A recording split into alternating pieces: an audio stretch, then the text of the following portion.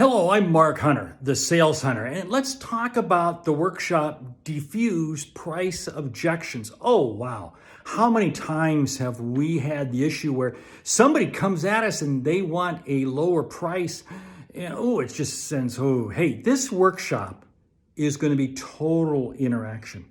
Believe me, we're going to get into a situation, we're going to be sharing concepts and ideas at work.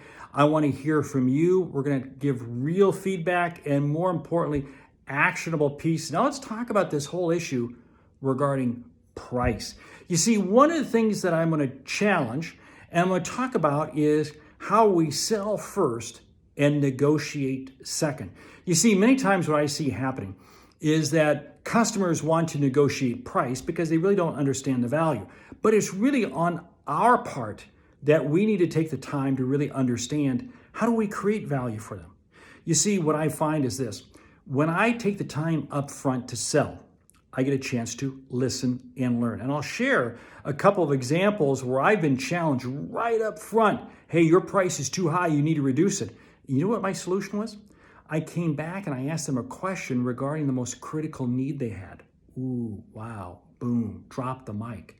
You see, I was able to find out what the most critical need they had was because I listened to them. You see, here's one of the challenges we make when we talk about price. We don't spend enough time uncovering the needs and the value. So what happens when they do challenge us on price?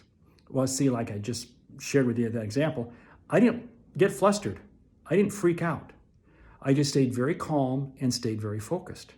You see, what's interesting is there's an old expression I have. You can't take a Walmart shopper and make them a Nordstrom customer. You see, it's very interesting, but perception is really built around the price that you charge.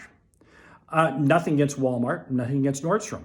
You walk into a Walmart store and you expect a certain amount of quality.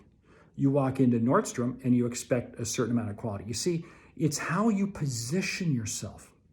And this, again, is going to be one of those topics that we're going to dive into. How do you position yourself so that you can absolutely maximize your price? Because here's what's interesting.